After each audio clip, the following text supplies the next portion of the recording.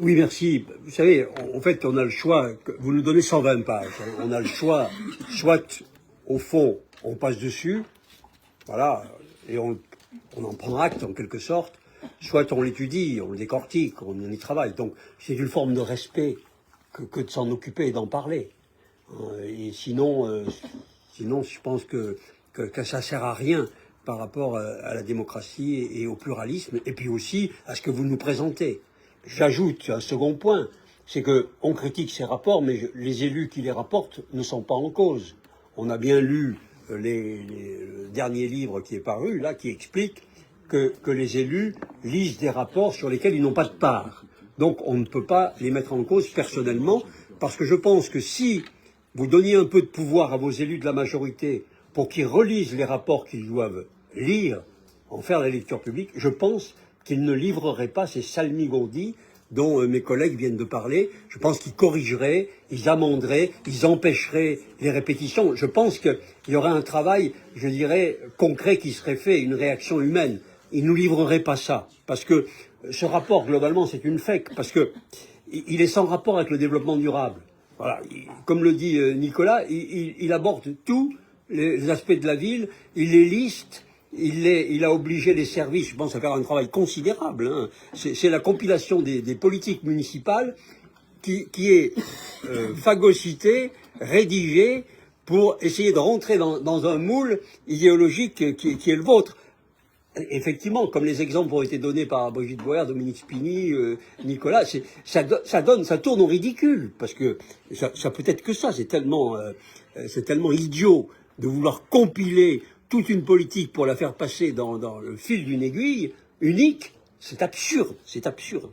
Puis, ce type de travail, moi je veux le souligner, c'est un exemple, une explication sur les dépenses de fonctionnement de la ville. Pour qu'on nous donne ces 120 pages, il faut que des services travaillent, puisque ce n'est pas les élus qui les rédigent.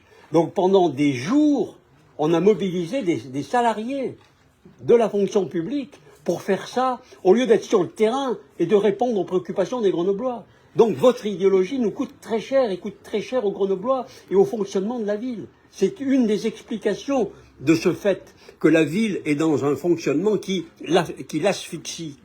Et ça tourne au ridicule quand on voit effectivement que le conservatoire, les crèches, le théâtre, je ne sais pas, tout devient développement durable. Et même, je l'ai lu, la lutte contre la place des idées d'extrême droite dans le paysage politique et médiatique national et international, en ce moment, c'est plutôt la lutte contre les idées d'extrême gauche qui pose problème dans un certain nombre de secteurs. Mais ça n'a pas d'importance puisque ça n'a pas de rapport avec le développement durable.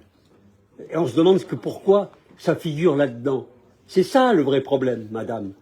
C'est là le problème.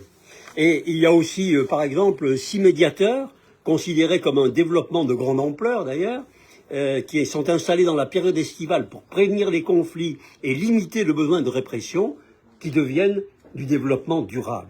Il y a des phrases que je ne résiste pas au plaisir de citer, Nicolas l'a fait, mais on les retrouve partout dans toutes les chartes et engagements et autres. La ville de Grenoble souhaite tracer une perspective aussi lucide qu'ambitieuse à l'échéance 2040 pour la co-construction d'un futur collectif et désirable, socialement juste et environnementalement soutenable. Ce vide sidéral qui évoque en plus la co-construction, ce qui démontre que vous ne manquez pas d'aplomb. Alors, quitte à tout amalguer sous ce vocable, il est étonnant que le rapport sur le développement durable fasse état du mois de la Palestine, du renforcement de la coopération avec Bethléem, il ne fasse pas état de l'annonce du maire de reprendre la coopération avec Rehovot. Est-ce à dire que son initiative n'est pas approuvée par la majorité municipale, ou toute la majorité municipale? Il est vrai qu'une partie de la majorité municipale estime que la manifestation unitaire d'hier, à laquelle nous avons participé contre l'antisémitisme et la République, à laquelle Éric Piolle participait aussi, était une manifestation de la droite et de l'extrême droite, selon Jean-Luc Mélenchon. J'ai envie de dire bienvenue au club. Mais il est vrai que le rapport sur le développement durable ne pouvait la traiter parce qu'il a été rédigé avant la manifestation. Par contre, il est question dans le rapport de développement durable des coups d'État du Chili et du Uruguay, très bien, mais il n'y a rien sur Cuba, rien sur le Venezuela, pour parler seulement des États de cette région, et puis car côté coup d'État, le rapport sur le développement durable ne manquerait pas de matière s'il s'étendait à l'Afrique et à l'Asie. Tout est prétexte à une propagande grossière. Il faut dire les choses comme elles sont, avec une vision extrêmement restreinte des faits et des choses. Il s'agit toujours de faire entrer tout dans votre grille politique à propos d'un rapport avec lequel il n'a pas justement de rapport. Et donc, il est question en annexe en quelque sorte, et il est amusant de lire que les efforts constants de Grenoble dans la transition écologique, tant en matière d'atténuation des émissions de gaz à effet de serre que d'adaptation au dérèglement climatique, sont reconnus à l'échelle nationale et internationale pour leur volontarisme et leur efficacité. Mais elles ne sont pas reconnues. Le CNRS vient de dire le contraire. Il vient de rendre un rapport indiquant que vous aviez échoué sur la création d'îlots de chaleur et que vous aviez battu le record. Donc, il est incontestable que ce que vous écrivez est faux. Vous concluez que votre politique est reconnue. Elle est en fait bien reconnue pour ce qu'elle est. On apprend aussi dans ce rapport que vous voudriez obtenir un nouveau label de capitale française de la biodiversité. Enfin, écoutez, vous allez bientôt crouler sous les reconnaissances et les décorations comme un maréchal soviétique de la belle époque. Mais je pense que l'acte le plus important que vous pourriez accomplir pour sauvegarder et développer la biodiversité serait de sanctuariser les espaces naturels, publics et privés de la ville. Cette mesure de sauvegarde, à elle seule, ferait plus que la liste de ce que vous annoncez. Mais ce n'est pas votre politique, ce n'est pas ce que vous faites et ce n'est pas ce que vous ferez. Et donc vous n'allez aucunement favoriser la biodiversité, et vous rappelez que votre objectif de neutralité carbone en 2050, eh bien, il est incompatible avec votre politique d'urbanisme et d'urbanisation de la ville. Je note tout ça à la volée au hasard, mais je constate que le rapport est aussi, et cela rejoint ce que j'indiquais à l'instant, il est aussi égrené de création de postes pour surveiller ceci, étudier cela, coordonner les coordonnateurs.